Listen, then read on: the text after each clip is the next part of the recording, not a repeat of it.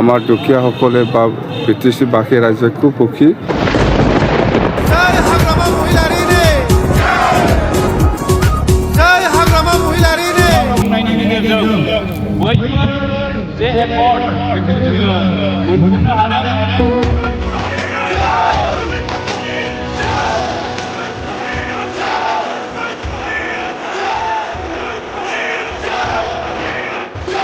মুখ্যমন্ত্ৰী ডক্টৰ হিমন্ত বিশ্ব শৰ্মা ডাঙৰীয়াৰ নেতৃত্বত LSC ৱাইছত আগৰ বাকী থকা পুৰণা যিটো PMAY যিটো ঘৰ সেইটো আজি বেনিফিচিয়াৰীসকলক ঘৰ বিতৰণ কৰাৰ যিটো সভা এইটো আমাৰ CM ডাঙৰীয়াই পলাশবাৰী বা বকত উপস্থিত থাকি চেণ্ট্ৰেলি অপেনিং কৰি দিলে আৰু আমি গোসাইগাঁও LSC হিচাপে আমি এই LSC ভিতৰত যিমান যিখিনি বেনিফিচিয়াৰী আছে সিহঁতৰ কাৰণে আমি মুকলি কৰিবৰ কাৰণে আমাক দায়িত্ব দিছে। অসম চৰকাৰে মই আহি পেলাই এই কাৰ্যসূচীটো উদ্বোধন কৰি দিছোঁ। অসম চৰকাৰ বা ভাৰত চৰকাৰৰ উদ্যোগত বহুত আঁচনি আছে আপোনালোকে শুনিছে। মুঠতে ভাৰত চৰকাৰ বা অসম চৰকাৰে যিখিনি গৰীব দুখীয়াসকলৰ কাৰণে যিখিনি আঁচনি লৈ পেলাই কাম কৰি আছে এইটো আমাৰ কাৰণে খুব গৌৰৱৰ কথা যে অসমবাসী ৰাইজে নিশ্চয় সন্তুষ্ট। চৰকাৰে যিখিনি দায়িত্ব লৈ পেলাই কাম কৰি আছে তো আমাৰ BTC অঞ্চলতো আমাৰ দুখীয়াসকলে বা BTC বাকী ৰাইজে খুব সুখী। আজিৰ যিটো প্ৰগ্ৰাম সেইটো 15টা সমষ্টিত যিটো প্ৰগ্ৰাম হৈছে সেইটো লৈ তো বাকী আমাৰ অৰুণোদয়ৰ কথা সেইটো অহা 12 তাৰিখত কোকৰাঝাৰ জিলা হিচাপে আমাৰ চিফ মিনিষ্টাৰ ডাঙৰীয়া আহিব অৰুণোদয় বেনিফিচিয়াৰীসকলক মুকলি কৰি দিবৰ কাৰণে। আৰু এনেকুৱা মুঠতে বহুত প্ৰগ্ৰাম আছে এই ডিচেম্বৰ জানুৱাৰী মাহত কথা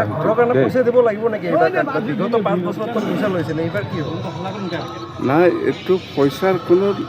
কথাই অহা নাই। CM ডাঙৰীয়া অলৰেডি কৈছে যে যিসকলে বেনিফিচিয়াৰীৰ ওপৰত পইচা লৈ পেলাই ঘৰ বনোৱাৰ যিটো প্ৰচেষ্টা চলাব এইসকলৰ ওপৰত অফিচিয়েলি পানিছমেণ্টটো থাকিবই আৰু আমিও ল'ম। অকল CM ডাঙৰীয়া নহয় BTC অঞ্চলত আমি চাম কথা সেইটোৱে দে হ'ব।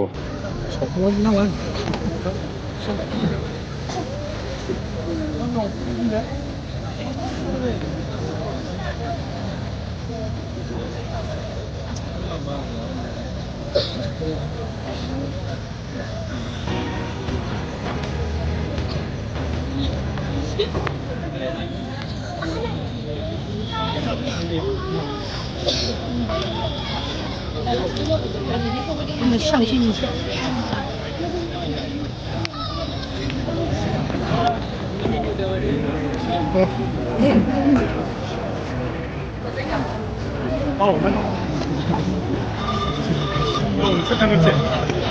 Kali itu penyelenggaraan dari ini alat kita menjadi alat kita ditambah ada festival yang ada di Singapura baik. जोंनि बर' हारिनि हामोनथायनि थाखाय जुजिबोनाय आरो खौसेयै जुजिबोनायनि गेजेरजोंनो जोंनि बर' हारिखौ दिनैनि बे अबस्थासिम मोनफैहोनाय दुलाराय बर' फरायसा आफादा इयुनावबो खामानि मावलांबाय थानांगोन खौसेथिनि गेजेरजों जे जोङो नुबोदों जे दुलाराय बर' फरायसा आफादा गावनि हारिनि थांनायनि थाखाय जोनोम जानायनिफ्राय फैबोनानै मोनसे समावहाय BSC एकर्ड जाबोदों बेनि उनावहाय BTC एकर्ड आरो दिनैहाय BTR एकर्ड जाबोबाय। बै समाव जोङो खौसेनि गेजेरजोंनो जोङो सारा आसाम सोमावसारनायनि गेजेरजों बैफोर जे एकर्ड बेखौ जोङो मोनफुंनो हादों आरो बै सोमावसारनायनि गेजेरजों जोङो गोबां बर' हारिनि जे सोलोंथाइ जे जोंनि इनफ्रास्ट्राक्चार जोंनि न' बां दालां बायदिसिनाफोर आरो जोंनि समाजारि बिथिङाव माखासे गोबां खहा जाबोदों। जोङो जोंनि खामानिखौ मोननो थाखाय जोङो आलादा रायजोनि मुं लानानै सामलायनायनि गेजेरजों बैफोर जे एकर्डफोर जाबोदों बै एकर्डखौ मोननांगौनि गेजेराव गाबोन सोमावसारनायाव जोङो गोबां खहा जाबोबाय। दा बेखौहाय फैयै जेब्लानाखि एकर्ड जाबाय बेनि उनावहाय जोङो दसे सम रायज्लायनायनि गेजेरजों जोङो दुलाराय फरायसा आफादखौ नुबोदों जे खौसे आरो गोजोननि गेजेरजों जोङो माबोरैहाय बै सिगां समाव जोङो खहा जाबोनाय जे जोङो सोलोंथाइ फारसे राजखान्थि फारसे बा समाज बिथिं फारसे जे जोङो खहा जाबोदोंमोन बैफोरखौ जोङो सुफुंनो थाखाय बा जोङो गुबुन हारिफोरजों समानै दावगालांनो थाखाय जोङो सोलोंथाइनि फारसे खामानि मावदोंमोन। 2009 मायथाइयाव सोलोंथाइ बोसोर हिसाबै फोसावनानै जोङो सारा जोंनि आसामावनो बर' सुबुंफोर बा बर' फरायसाफोरखौ सोलोंथाइयाव जोङो जाहाथे जौगाहोनो हायो बिनि थाखाय सोलोंथाइ बोसोर हिसाबै फोसावनानै सोलोंथाइनि बिथिङाव जोङो हाबाफारि लाबोदोंमोन जायनि गेजेरजों जोङो दिनैनि बे अबस्थासिम बा सोलोंथाइयाव जोङो एसेबाबो दावगाबोनो हादों। जोङो सोलोंथाइनि बैफोर दावगाखांनायनि गेजेरजोंनो दिनैहाय जा एसे सोरबा IAS सोरबा IPS बा माखासे साख्रि बाख्रिफोरखौ जोङो मोननो हाबोदों आरो दिनैहाय एसे जौगानायनि जे लामायाव जों आवगायबोबाय बियो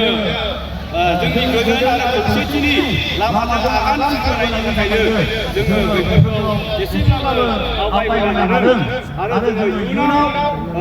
जौगाबावनांगौब्ला जोङो गोब्राब नाजानाय आरो जोङो जोंनि समाजाव खौसेथि गोनां जागोन सान्थिनि गेजेरजों जोङो बैफोर जे आन्दलनफोराव सोमावसारनायाव खहा जाबोदोंमोन बेखौ जोङो सुस्रांना लानो हागोन। बेनि थाखायनो दुलाराय फरायसा आफादा जेब्लायबो सान्थिनि गेजेरजों खौसेथिनि गेजेरजों जोंनि बर' हारिनि लामाफोरखौ जोङो जेब्लाबो फोथांनानै लाखिनो थाखाय जोङो नाजाबोदों। दा जोङो दिनैनि समावबो जोङो जौगालांबाय थानायनि बा जौगागासिनो बेबायदि अबस्थायावसो दङ। जोङो गुबुन गुबुन हारिफोरनियाबो बिथांमोनजों समान थांनानै थानो नागिरगासिनो जोङो दिनैबो जानो हायाखै। बिनि थाखायनो जोङो बयबो खौसेथिनि गेजेरजों जोंनि लामाखौ रैखा खालामनो थाखाय जों हाबाफारि लानांगोन। दिनैहाय जे जोंनि दिनैनि जौगाफुनाय समावहाय जोंखौ माखासे जौगानाय हारिफ्रा नुनो मोनदों आरो बिथांमोना जोंखौ खालामनायनि जे कौशल माखासे बाहायदों जों दिनैहाय दिनैनि थासारि जों बेफोरबायदि नुनो मोनो। जोङो बयबो जोंनि फरायसा बिथांमोन जोंनि गारजेन बिथांमोन जों बयबो गुबुन जौगानाय हारिफोरखौ खैसाराव खोख्लैनो नाजादों। बैफोरखौ जौगानायनि थाखाय जेब्लायबो जों खौसे जानांगोन। जेरैहाय जों एसे जौगानायनि थाखाय जोङो एसे गोजोननाय जोंनि माखासे न' बां माखासे लामा दालां जे जोङो बैफोरखौ जोङो जौगानायनि फारसे जोङो थांबाय थानायखौ नुनानै बिथांमोनहा दिनै जोंनि जे मोन्थाय जे हानि मोन्थाय जे जोंनि सोलोंथाइनि मोन्थाय जोंनि राजखान्थि मोन्थाय बिथांमोनहा बेखौ फोजोबस्रांनायनि मोनसे कौशल जोङो नुनो मोनबाय थादों बेनो जाहैबाय बिथांमोना जोंनि जे जोङो जायनि थाखाय जोङो जोंनि थामोनथायनि थाखाय जोङो खामानि मावनो हादों जे दिनैहाय जोङो एसटि हिसाबै जोङो जे फरायनायाव जोङो एसेल' मार्कसनि गेजेरजोंनो मोजां इन्जिनियार कलेज बा डक्टर इन्जिनियार एपिएससि एससि बायदिसिना साख्रिफोरनि आर्मि खारनाय बायदिसिना फिसा फिसा साख्रिफ्राव जोङो दिनैहाय मोननो हादोंमोन बेखौ बिथांमोनहा मेगन सानानै दिनै फोजोबस्रांनायनि मोनसे जे खैसा खालामदों बेनिफ्राय जोङो बारग'नो थाखाय जों बयबो खौसे जानांगोन बिथांमोनहा दिनैहाय जौगानाय हारिफ्रा आरो बेसेबांबा बुरजा थानाय हारिफ्रानो दिनै एसटि जे बिदों बिथांमोननो जुदि जोङो एसटि होनाय गभर्नमेन्टआ जुदि बिथांमोननो एसटि होयोब्ला जोङो बिथांमोनजों जोङो दिनैनि बे समावहाय जौगाफुनाय जे हारिफ्रा बैसोर जौगाखानाय हारिफोरजों फेर फाथिनानै जोङो जुजिलांनांगौ बा जोङो सारभाइभ जागोन थांनानै थागोन जोंनि थामोनथाया थागोन जों बेखौ जों माब्लाबाबो साननो हाया बेनि थाखायनो जोङो गासैबो थाखोनि जोंनि बर' बिमा जोंनि बर' फरायसाफोर जोंनि जायखि थाखोनि राजखान्थिगिरियानो जाथों बेवहाय जेखि धर्मनि मानसियानो जाथों जेखि समाजनि बिबानाव थानाय मानसिफ्रानो जाथों जोङो बैफोरखौ गारनानै जोङो इउनिटि जानांगोन इउनिटि इन डाइभारसिटि जोङो जेखि जायगायाव थाया मानो जोङो जोंनि गुबै जे थांखि जे जोंनि थामोनथानि थाखाय जाय बिथिङाव जोङो खोमानानै लायोबा जोङो इयुनाव जोंनि राजखान्थि जोंनि समाजखान्थि जोंनि हा हुनि मोनथाय गासैबो गोमालांगोन बैफोरखौ जोङो बयबो साननांगोन आरो जोङो मोजाङै सिन्था खालामनानै जोंनि बिमा बिफाफ्राबो जोंनि इयुन जोलैफोरखौ थार लामाजों दैदेननायनि बोसोनखौ होनांगोन आरो दिनैनि मुगायाव फरायसाफ्रा गाव गावनो कलेज इउनिभार्सिटियाव फरायनाय बिथांमोनहा बुजिनो हानाय आरो साननो हानाय आरो बिथांमोनहा गोबां साननो हानाय इनफरमेसनखौ दिनैहाय इन्टारनेटनि गेजेरजों मोनो आरो बिथांमोनहा दिनैहाय बुजिनायनि गेजेरजोंनो गाव गावनि मोनथायखौ जाहाथे खोमानानै हाया बा खोमानाङा बेनि थाखाय जों नुनो मोनदों जोंनि फरायसा बिथांमोनाबो दिनैहाय सांग्रां जादों आरो जोंनि फरायसा बिथांमोनाल' सांग्रां जाबा जानाय नङा जोंनि बिमा माहारिनि बिमा बा बिफाफ्राबो सांग्रां जानांगोन मानोना जों सासे फिसाखौ खालामनानै फेदेरनानै बिथांमोननि इयुनखौ जोङो जाहाथे मोजां जायो जों बेखौ हास्थायो आरो जोङो बिथांमोनहा जाहाथे बैफोर खैसाराव गोलैनाङा आरो जोङो जायबायदि मानसिखौ हेफाजाब खालामबा जोंनि इयुना